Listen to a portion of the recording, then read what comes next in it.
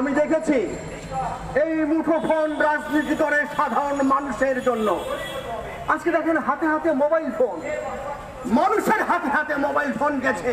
এই মোবাইল ফোনের 3G 5G ভবিষ্যতে 6G নিয়ে যে দুর্নীতির কথা উঠেছে, আজকে ঠিকঠাক মতো ফোনে কথা শোনা যায় না।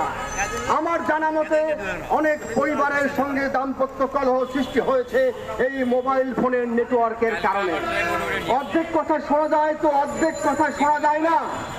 আজকে যেইভাবে কথিত টাওয়ারগুলো তৈরি করার কথা ছিল, এই মোবাইল ফোন কোম্পানিগুলো সেইভাবে গ্রাহক বৃদ্ধি করলেও তাদের টাওয়ার বৃদ্ধি করেনি। আজকে জনগুরুত্বপূর্ণ এই ইস্যুটাকে পাশ কাটিয়ে বাংলাদেশের আর কোনো রাজনীতি হতে পারে না। বাংলাদেশের এখন রাজনীতি হচ্ছে কি, জনগণকে দুর্ভোগ দিয়ে যেমন রাস্তায় রাস্তায় লক্ষ লক্ষ মানুষের সমাগম হয়, অনুরূপ সেই সমস্ত মুক্তিকামী মানুষের বিরুদ্ধে গুলি চালানো হয়। একাধারে মানুষ যেমন পুলিশ হত্যা করে, আবার সেই দিক দিয়ে পুলিশ আবার মানুষের বুকে গুলি চালায়। বাংলাদেশের রাজনীতি নষ্ট হয়ে গেছে। বাংলাদেশের রাজনীতি মানুষের স্বার্থ নিয়ে থাকতে হবে।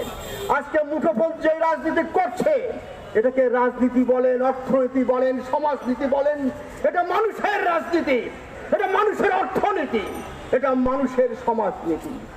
আজকে হাতে হাতে মোবাইল ফোন, একসময় হানিফ সংকেত তার অনুষ্ঠানে দেখিয়েছিলেন রিক্সাওয়ালার হাতে, তাঁতি জেলে মুচির হাতে মোবাইল ফোন।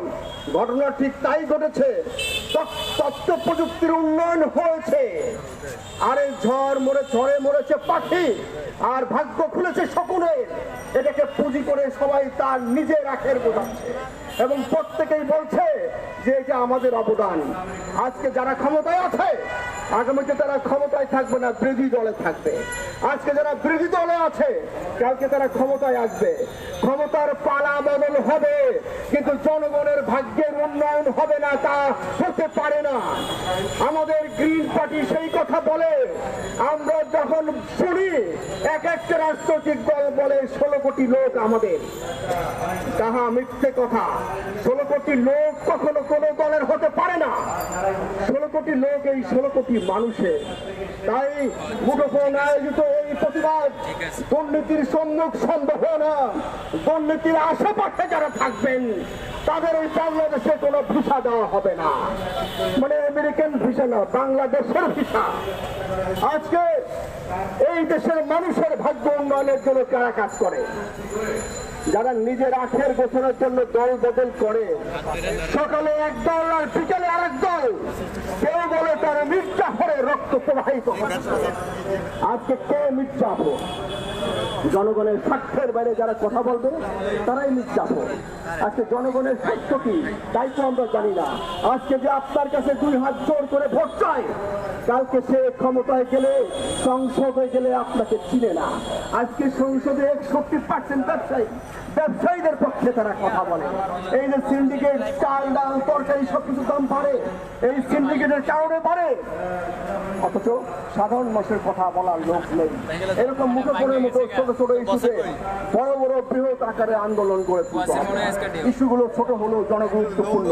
একজন রিক্সাওয়ালা মোবাইল ফোন চালায়, সেই মোবাইল ফোনের মধ্যে কল ড্রপ আছে, সেই মোবাইল ফোনে আপনি টাকা ভরে রেখেছেন, রাতে সকালে দেখবেন যে নাই হয়ে গেছে। এগুলো তদারকি কে করবে? শস্যের মধ্যে এখন ভূত ঢুকেছে। আপনি যে বেড়া দিয়েছেন শস্যের ফসলের মাঠ ঠেকানোর জন্য, সেই বেড়ায় এখন ক্ষেত খায়, সেই বেড়ায় এখন ক্ষেত খায়। সেই বেড়া বদল করে আপনি কোন বেড়া দাঁড়াবেন, কোন বেড়া দিবেন? আজকে মানুষের কথা বলে বলে বলে মানুষ আজকে হয়রানি হয়। আজকে সারা বাংলাদেশ এখন জেলখানা হয়ে গেছে। দেখেন, যদি কাউকে বলা হয় ভাই কেমন আছেন, সে বলবে ভালো আছেন। আসলে কি ভালো আছে? আসলে মানুষ ভালো নাই।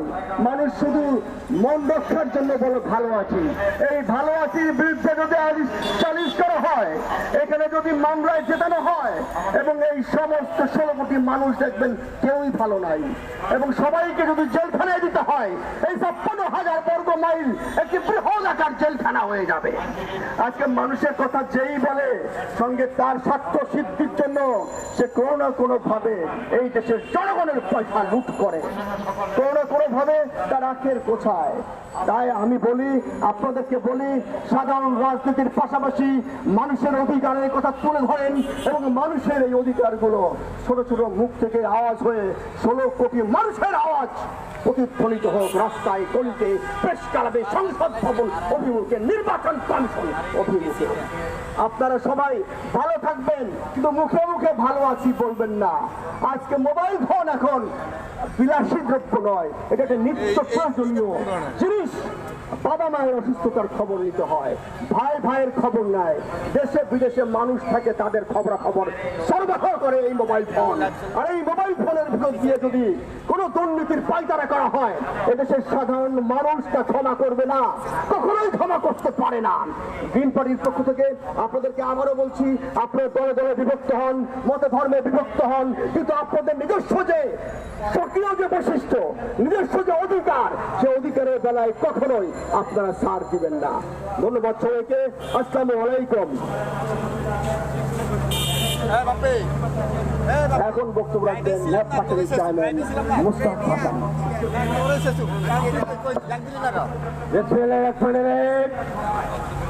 মুঠোফোন গ্রাহক আয়োজিত আজকের সভার সম্মানিত সভাপতি জননেতা মহিউদ্দিন আহমদ সহ উপস্থিত জাতীয় নেতৃবৃন্দ, আসসালামু আলাইকুম। এদেশে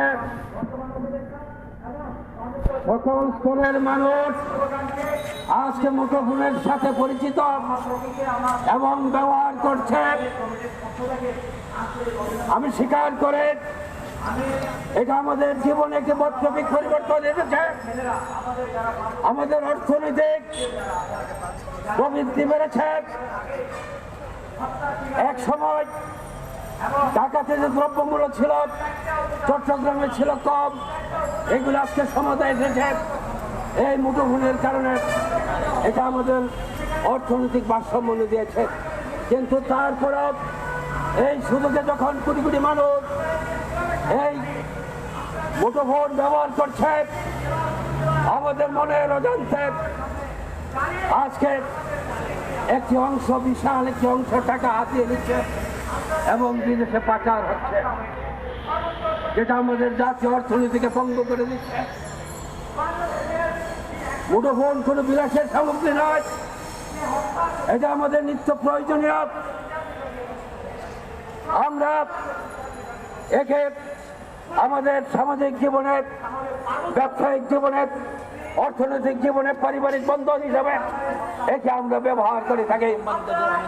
এক সময় ব্যাংকের ট্রানজাকশন ছিল, আজকে ফোনের মাধ্যমে, বিকাশের মাধ্যমে, নগদের মাধ্যমে আমরা এর সুফল আমরা পাই। শুধুই তাই নয়, এই মুঠোফোনের মাধ্যমে আমরা পারিবারিক বন্ধন, আত্মীয়তা, বন্ধু বান্ধবের সাথে আমরা যখন খুশি তখন কথা বলতে পারি। এক সময় চিঠির যুগ ছিল, 1 মাস 2 মাস লাগত।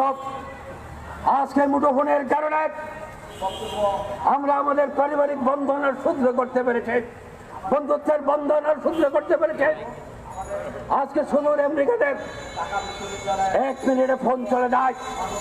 এই যে দিগন্ত, এটার ভালো দিকে রয়েছে, আবার খারাপ দিকে রয়েছে।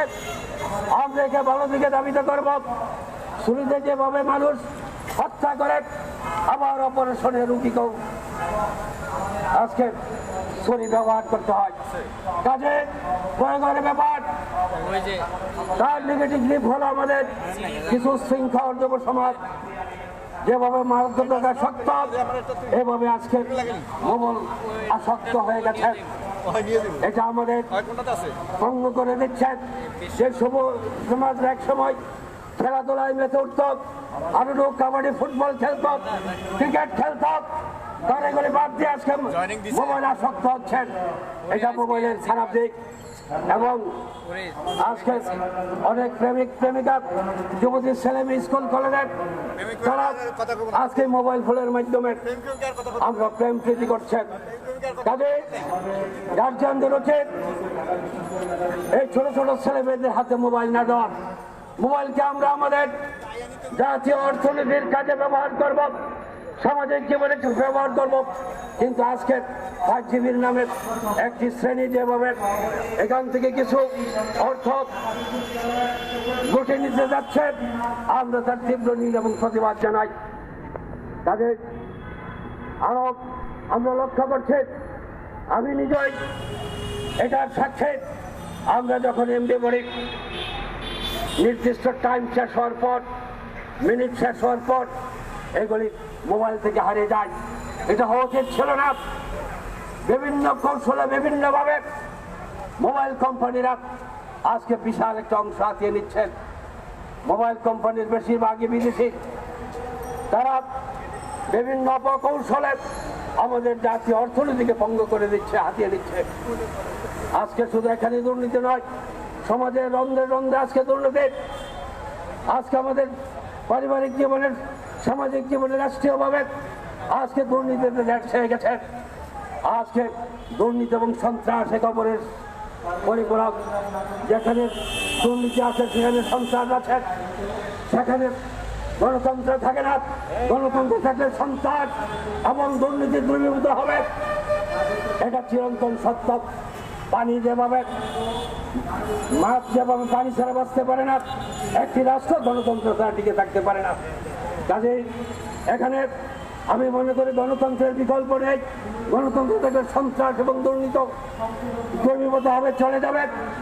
আজকে সন্ত্রাস এবং দুর্নীতি একে অপরের পরিপূরক, পাশাপাশি সন্ত্রাস দুর্নীতি গণতন্ত্রের সাথে পরিপূরক। গণতন্ত্র থাকলে করে স্থান পাবে না, দূরীভূত হবে, বিদায় নেবে। আজকের আমাদের সমাজে গণতন্ত্র অত্যন্ত জড়িত।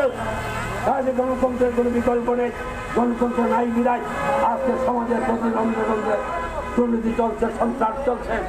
কাজে আগামী দিন গণতন্ত্র প্রাতিষ্ঠানিক রূপ পাক, এটা আমাদের সবার প্রত্যাশা। আজকে এই সরকারের উচিত গণতন্ত্রকে প্রাতিষ্ঠানিক রূপ দেওয়া। আমরা লক্ষ্য করছি একটি বিশেষ দলকে বাদ দিয়ে আজকে সরকার সেই গণতন্ত্র কায়েম করতে যাচ্ছে, এটা আর আমাদের দুর্নীতি সন্ত্রাসকে আরো বাড়িয়ে দেবেন। এটা বাদ দেওয়ার প্রত্যাশা ব্যক্ত করে আমার বক্তব্য সমাপ্ত করতে সবাইকে ধন্যবাদ। বন্ধুরা, যারা বক্তব্য দিবেন আমরা একটু খেয়াল রাখবেন রাজনৈতিক